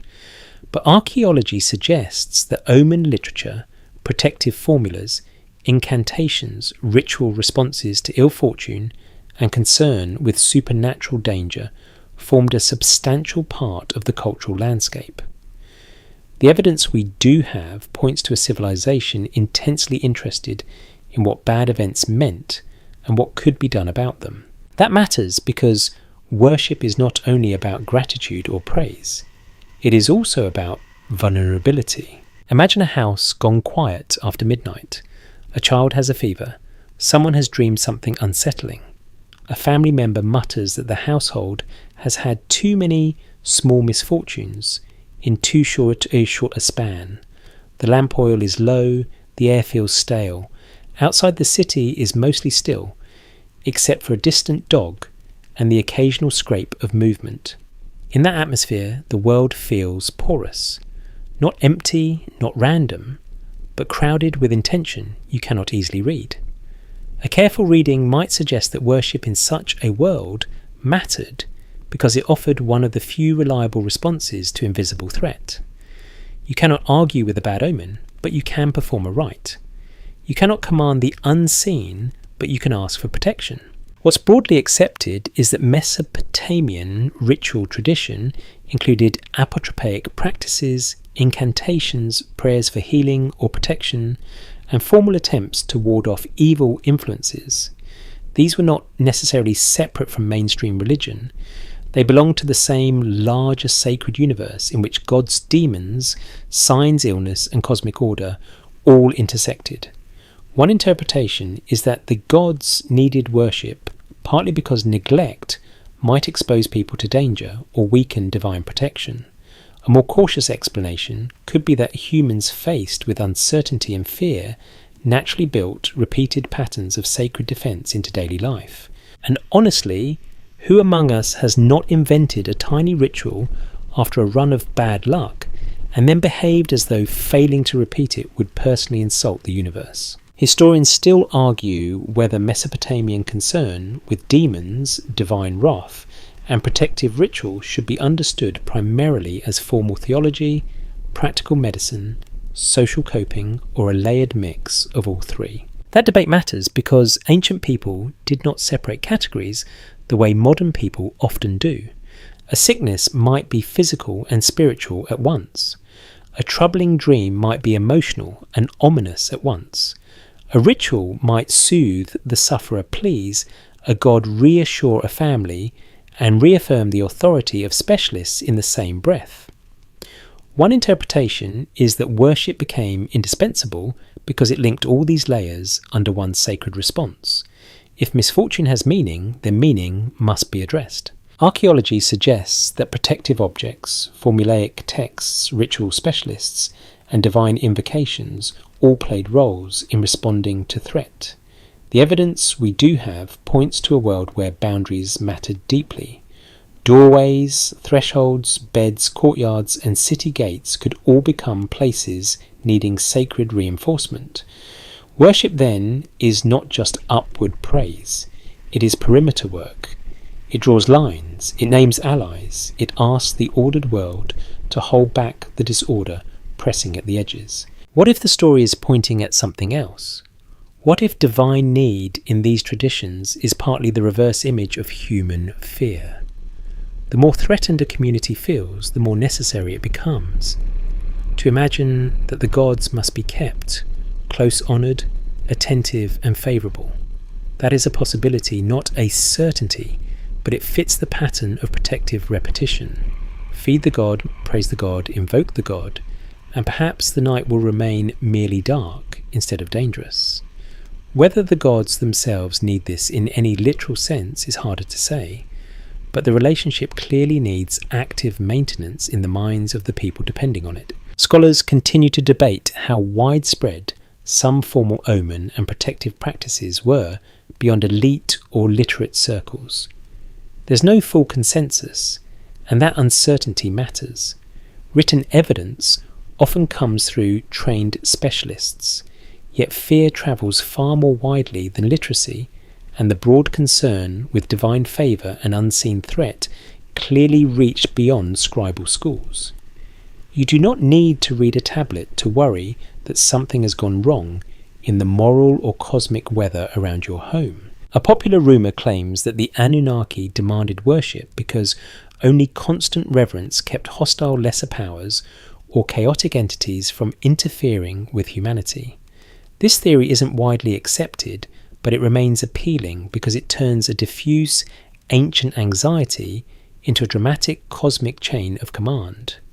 If we treat it as a possibility rather than a conclusion, what it captures symbolically is the way Mesopotamian religion often framed safety as relational rather than automatic. You are safer when the right powers are acknowledged, fed, petitioned, and kept near. The mystery isn't in what we know, but in what we can't confirm. We know that omens mattered, protective rituals mattered, divine favour mattered, and unseen danger felt real enough to shape action. We cannot fully recover how any one person balanced fear, faith, custom, and community expectation when they whispered a prayer over a sick child or touched a protective object at a doorway. Still, the emotional logic is clear enough in the night air. A lamp flickers, someone murmurs an invocation, a hand rests on a threshold beam for one brief second longer than necessary. Most historians agree that Mesopotamian life included serious concern with omens, misfortune, and protective rites, and one interpretation is that worship mattered because it served as a form of sacred defence against the unpredictable and the unseen. So the gods may have needed human worship, not only as praise or service, but as the continual renewal of a guarded boundary between the ordered city and everything waiting just beyond its walls. By now you have seen the offerings, the labour, the hymns, the priestly mediation, the myths, the anxieties, the festivals, and the politics, and all of it leads toward one especially curious detail. The praise is extravagant, endlessly extravagant. Most historians agree that Mesopotamian praise literature often magnified divine power in soaring, repetitive, almost overwhelming language. One interpretation is that such praise did more than celebrate the gods. It may also have sustained divine authority by making the gods feel vividly present, immeasurably superior, and permanently worthy of attention. And what if beneath all that beautiful flattery there lingered the faint, uneasy feeling that the gods had to be praised so often because silence itself was dangerous? Archaeology suggests that hymn traditions in Mesopotamia were highly developed with formal structures, repeated titles, and carefully crafted expressions of awe. The evidence we do have points to a culture that took praise seriously. Gods are not merely called strong, they are exalted as incomparable. They are not simply helpful, they are radiant, terrifying, all-seeing, majestic, fertile, wise, unchallengeable, storm-bearing, destiny-setting, city-protecting powers whose names seem designed to fill every corner of the air. A careful reading might suggest that this abundance of praise had a functional edge. You do not lavish language on what is irrelevant. You lavish it on what must remain central. And that is where things become quietly interesting. What's broadly accepted is that ancient praise language often serves multiple purposes at once. It honours, it persuades, it petitions, it teaches, it amplifies. In royal courts, in temples, and in public ceremonies, exalted speech can help create the reality it describes. If a god is repeatedly called supreme glorious and foundational to order, then listeners begin to inhabit a world in which that supremacy feels self-evident. One interpretation is that the gods needed praise because praise itself renewed their place in the visible and emotional structure of human life. A more cautious explanation could be that humans needed constant verbal elevation of the gods because sacred hierarchy must be regularly reinforced to feel stable. Both may be true in experience, even if we cannot prove either in a final sense. Imagine a recitation at twilight. The singer's voice is steady, resonant, trained by memory. Titles unfold one after another like embroidered cloth being rolled open. The deity is named through power, through splendour, through fear, through generosity, through cosmic reach. Incense drifts. Listeners lower their heads. Children half understand, but they absorb the emotional scale. The god is great. The god is higher. The god is not to be ignored. This is how worlds are built in language long before anyone writes a formal theory of authority. Historians still argue whether the hyperbolic style of Mesopotamian praise should be read mainly as devotional convention, rhetorical artistry, theological conviction, or strategic reinforcement of sacred hierarchy. That debate matters because ancient people were not automatons chanting propaganda, nor were they necessarily detached literary aesthetes, enjoying wordplay with no existential investment. A hymn can be moving and useful, a prayer can be beautiful and politically convenient. Praise can flow from sincerity while also doing institutional work. Human speech is very good at carrying several layers at once, especially when incense and music are helping. There is also a subtle social dimension here. Praise is not neutral. When you praise someone extravagantly, you position yourself relative to them. You acknowledge scale. You perform humility. You participate in a ranking of worth. In a temple setting, praise may therefore function as more than admiration. It may be a rehearsal of dependence. The evidence we do have points to repeated sacred language that situates the worshipper below and the deity above, not merely in theory, but in tone, gesture, and atmosphere. A careful reading might suggest that this verbal lowering of the self helped make worship feel inevitable rather than optional. And perhaps that is why the language can seem almost excessive to modern ears. We are hearing it outside the ritual world that once made it feel natural. What if the story is pointing at something else? What if endless praise hints not at divine vanity in any crude sense, but at the fragility of attention itself? That is a possibility, not a certainty. Anything that must remain central in a busy human world has to be named again and again. Cities are noisy, survival is demanding, trade labour, family worries, illness, disputes, and weather all compete for mental space. If the gods are to remain at the centre of collective life, they must be continually brought forward in words. Praise does not merely express centrality, it produces it. Scholars continue to debate how ancient worshippers felt about these repeated exaltations. Did they experience them as joy-fear, duty, beauty-pressure, or ordinary habit? There's no full consensus, and that uncertainty matters. Liturgical texts preserve form better than emotion. We can recover titles and structures more easily than private reactions, but form itself is revealing. The gods are not praised lightly. They are magnified with such consistency that magnification appears to be part of the relationship. A fringe idea proposes that the Anunnaki, in speculative modern retellings, relied on praise almost like an energy source, with flattery functioning as nourishment in a literal or semi-literal sense. This theory isn't widely accepted, but it remains popular because it turns a recognisable social phenomenon into cosmic drama. After all, human rulers often enjoy praise. Human institutions thrive on public affirmation. Why not project that pattern upward and imagine divine beings who also require applause? If we treat it as a possibility rather than a conclusion, the theory at least reflects something true about power. Power likes ceremony, power likes names, power likes to hear itself described as rightful. The mystery isn't in what we know, but in what we can't confirm. We know praise was abundant, formalised and central. We know it helped create emotional scale. We cannot confirm whether ancient people imagined praise as pleasing, feeding, awakening, honouring, or stabilising the gods in any precise metaphysical way, but the repeated act itself tells us enough. Silence was not the norm. Magnification was. So when the hymn rises once more into the evening air full of titles, polished by generations, you begin to understand why worship may have seemed non-negotiable.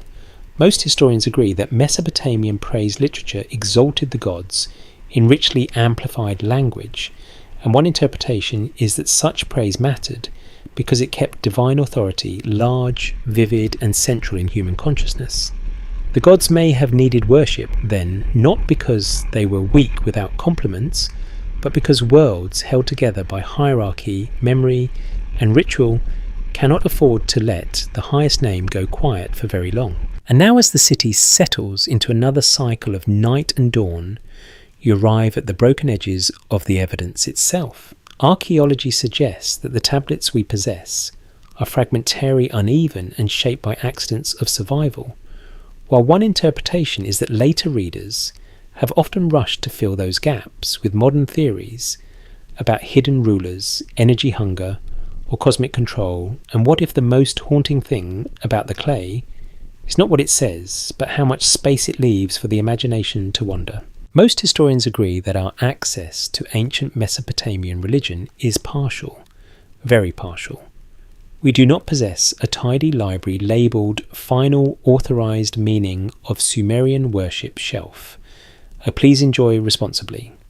We have broken tablets, damaged hymns, administrative records, literary compositions, copied centuries after earlier originals, shifting languages, changing political contexts, and the constant problem that even when words survive, interpretation does not arrive gift-wrapped beside them.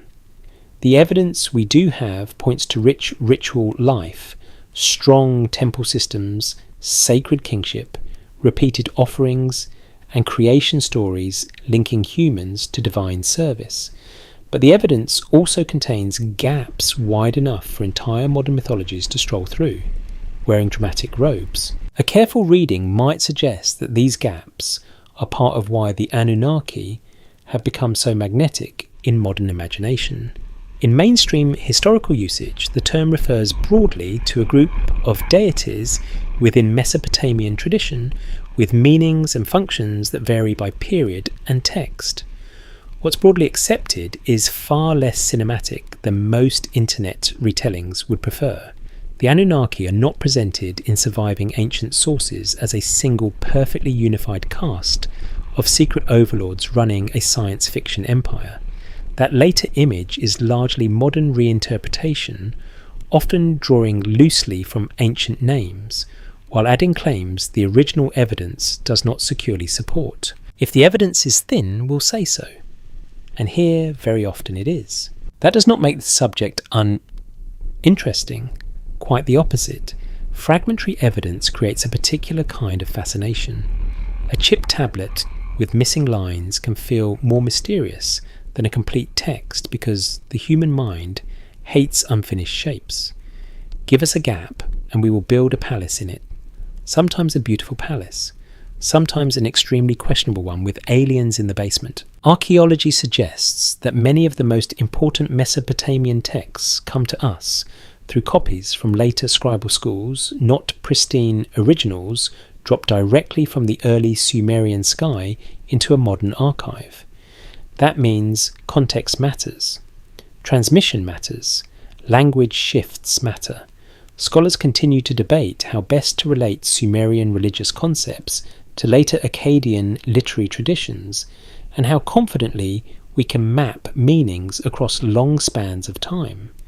There's no full consensus on every point, and that uncertainty is not weakness, it is honesty. Historians still argue whether certain themes in Mesopotamian religion reflect continuous deep structures, later reinterpretations, local variations, or combinations of all three. That debate matters especially when modern theories claim far more confidence than the tablets allow. A fringe idea proposes that references to divine need, service, or heavenly hierarchy preserve literal memories of non-human rulers who required human worship as a resource. This theory isn't widely accepted, but it has become enormously popular because it turns fragmentary ancient religion into a bold, hidden history narrative. It offers certainty, villains, cosmic purpose, and the thrill of feeling that official history has missed the point. That is a very tempting recipe. It is also much firmer than the evidence justifies. Let me rephrase that more carefully. Some ancient material does depict humans in service to the gods. Some rituals do suggest repeated attention to divine maintenance. Some myths do place humanity in a subordinate role. Those are real themes. But moving from those themes to the claim that the Anunnaki literally required worship as a harvested force or engineered dependency is a much bigger leap than the clay can safely bear. That's a possibility, not a certainty, and if we treat it as a possibility rather than a conclusion, we are at least being fair to the sources and to our own imaginations. What if the story is pointing at something else? What if modern readers keep returning to these fragments because they expose something timeless about power itself? Power likes service. Power likes ritual. Power likes to be named, fed, praised and treated as necessary. Whether the figure in question is a god, king, institution, ideology, or cherished modern system with a logo and a newsletter. The pattern is familiar. The old Mesopotamian materials may feel haunting not because they hide one secret answer, but because they reveal an ancient version of a question that never quite goes away. Why do human beings keep building worlds around higher powers that must be honoured to keep order intact? That is not uniquely Sumerian, but Sumer gives the question some of its earliest urban form.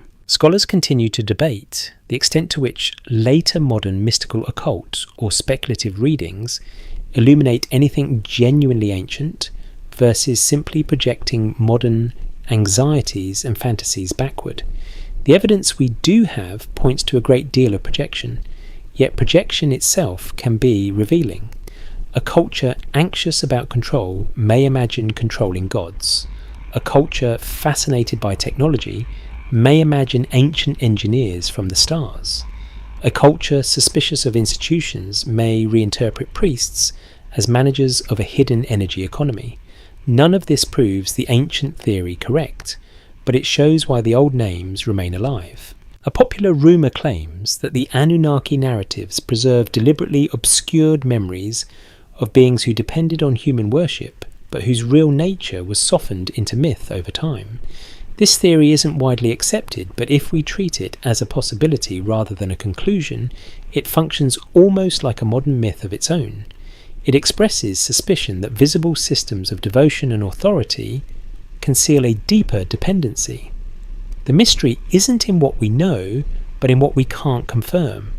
And modern culture, much like ancient culture, is not always comfortable with uncertainty. Still, the clay deserves respect before it receives our fantasies. The tablets are old, patient, and incomplete. They do not shout. They do not beg to become a streaming series plot twist. They simply preserve traces. Most historians agree that our evidence for Sumerian and Mesopotamian religion is fragmentary and mediated, and one interpretation is that many modern ideas about divine need or Anunnaki control say as much about us as about them. So as you hold the broken edge of a text in your mind, lit by lamplight and shadow, you begin to feel the real tension more clearly. The ancient clues are there. The gaps are there too. And between them, human imagination keeps leaning forward, trying very gently, and sometimes a little too eagerly, to complete the sentence. And so after all the offerings and hymns, all the labour and incense, all the thresholds and fears and stories pressed into clay, the question returns in its quietest form. What's broadly accepted is that Sumerian and wider Mesopotamian worship bound economy, politics, agriculture, kingship, and sacred imagination into one durable system. One interpretation is that the gods needed worship not in a simple biological or mechanical sense, but because worship expressed and sustained the whole order by which humans understood the world. And what if after all this, the most unsettling possibility is not that divine beings were secretly dependent on praise, but that human civilization itself may have always needed some higher receiver for its offerings in order to feel stable? Most historians agree that ancient Mesopotamian religion cannot be reduced to one motive. It was not only fear, not only devotion, not only institutional control, not only poetic beauty, not only social cohesion. The evidence we do have points instead to a world where all these layers overlapped so thoroughly that pulling one away would distort the rest. Temples managed real resources. Priests maintained real routines. Rulers sought real legitimacy. Households faced real anxiety. Hymns carried real emotional and symbolic power. Creation stories offered real meaning. The gods stood at the centre of all of it, not merely as decorative names, but as organising presences in the civic and emotional life of the city. That is why the language of divine need keeps drawing you back. A careful reading might suggest that when the sources imply the gods require offerings, praise labour or service, what is being described is not a weak deity needing human assistance in the ordinary sense. A more cautious explanation could be that worship was necessary because the relationship itself was the architecture of order. To stop worshipping would not simply mean skipping a religious exercise. It would mean loosening the cords that tied field to city, to temple, to king, to heaven, and all of them to the fragile conviction that life made sense. Historians still argue whether the strongest explanation for Mesopotamian worship lies in theology, ecology, political economy, symbolic anthropology, or a synthesis of all these frames. That debate matters, and by now you can probably feel why no single answer quite satisfies. Theology explains the divine hierarchy, ecology explains the anxiety and dependence, politics explains the public usefulness of sacred order, social theory explains how institutions sustain themselves, symbolic readings explain why feeding statues and singing hymns can matter so deeply without needing crude literalism. Each lens catches a different glint from the same old clay. One interpretation is that the gods needed worship because humans imagined the cosmos itself as reciprocal. Gifts moved upward, favour moved downward, service rose, protection flowed back, praise ascended, fertility returned. In such a system, worship is not extra, it is circulation, A more cautious explanation could be that human communities built this model because reciprocity is one of the few ways to make an unpredictable world feel morally legible. If the crops fail, perhaps the bond has frayed. If the city prospers, perhaps the bond has held. That is a possibility, not a certainty, but it helps explain why worship appears so constant, so material and so emotionally charged. There is also the simpler, more human answer. People return to what gives shape to uncertainty. A city surrounded by risk may need ritual more than philosophy. A labouring population may need sacred meaning more than abstract metaphysics. A ruler may need divine favour publicly displayed. A temple may need offerings materially sustained. A family may need a prayer to whisper over a sick child at night. None of these cancels the others.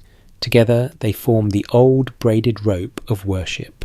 What if the story is pointing at something else? What if the Anunnaki, as later imaginations so often recast them, have become a dramatic mask for a quieter truth about civilization? Not proof of hidden extraterrestrial masters, not confirmed evidence of cosmic energy harvesting. We will keep the solid ground separate from the mist, but if we treat the idea as a possibility rather than a conclusion, the modern fascination may reflect a deep intuition that systems of order often behave as though they need our attention to survive. Gods need offerings, thrones need ceremonies, institutions need repetition, memories need retelling, symbols need reverence. Perhaps what feels eerie in the old stories is not their strangeness, but their familiarity. A fringe idea proposes that the Anunnaki literally depended on human worship as nourishment, emotional fuel, or ritual energy. This theory isn't widely accepted, and the surviving evidence does not securely establish it. The mystery isn't in what we know, but in what we can't confirm. Still, the idea persists because it sharpens something the historical material really does show. Worship was not trivial. It was central enough to look necessary.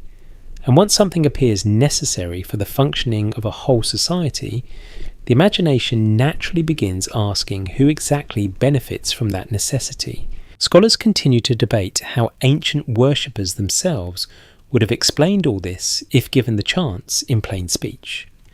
There's no full consensus, and likely there never will be.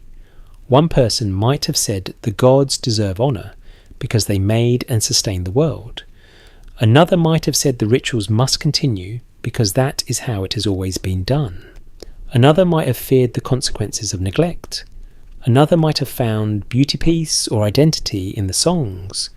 Another might have rolled their eyes privately while still bringing the barley because no sensible person tests a system older than their grandparents.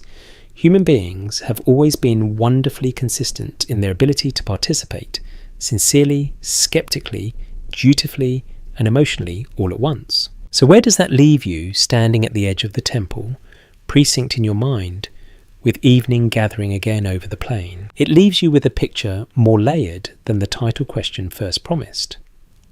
Most historians agree that Mesopotamian worship held together practical life and sacred imagination in one interconnected order. One interpretation is that the gods needed human worship because worship was the enacted bond that kept divine authority alive in city life. A more cautious explanation could be that humans needed the gods to need worship because a relationship framed as necessary gave structure to labour, hierarchy, fear, hope, and memory. That is perhaps the quietest answer, and maybe the most human. The need may not belong only upward. It may run both ways through every tray of bread, every breath of incense, every clay tablet, every hymn carried on the evening air. And now the city begins to soften. The lamps are lit. The work has ended for the day, or at least ended enough for people to pretend they will rest. The temple still stands above the roofs, patient and watchful, holding within it all the old gestures repeated one more time. If you linger there a little longer, the hard outlines begin to loosen. The mud brick takes on the colour of dusk. The sounds of the city blur into a gentle distance. Somewhere a drum sounds, once then stops. Somewhere a final prayer rises, not loudly, not dramatically, just enough to join the night. And maybe that is the best place to leave the question. Not with a final verdict, not with a secret truth exposed under a harsh modern light, but with the old balance still intact. Some parts are documented, some are interpretation, and some are gentle imagination. If the evidence is thin, we have said so. If the mystery deepens, we let it deepen without forcing it closed. So breathe slowly now, as though you are standing beside the river after the heat has passed. The water moves in the dark, whether you watch it or not. The reeds whisper in a faint breeze. The stars above Mesopotamia look very far away, and also very near the way stars always do when you are tired enough to stop demanding answers from them. The city behind you is settling into sleep. The gods, whatever they were to the people who named them, have received their songs for the night. The bread has been set out. The smoke has curled upward and vanished into air. The last footsteps have faded across the courtyard stones. And with that you can let the question rest too. Not solved perhaps. Not proved. Just laid down gently like a clay tablet returned to its shelf. You do not have to carry the whole ancient world home with you tonight. You only have to listen as it grows quieter. The temple walls cool. The fields beyond the canals turn silver under the moon. Somewhere beyond them lies the long memory of human beings, trying to make order out of uncertainty, trying to turn dependence into ritual, trying to offer something upward so that life below might hold together a little longer. That effort is old, older than empires, older than most names, and maybe that is why it still feels familiar even now. So let the city dim, let the incense thin, let the hymns drift farther away until they are only rhythm, then only hush. And if there is one final comfort in all of this, it may be that the ancients were not so different from you after all. They wanted the world to make sense. They wanted tomorrow to come gently. They wanted protection, meaning continuity, and some sign that the forces above them had not gone silent. In that longing, at least you can meet them without strain. The river keeps moving. The lamps go out one by one. The old clay cools in the dark. And tonight that is enough.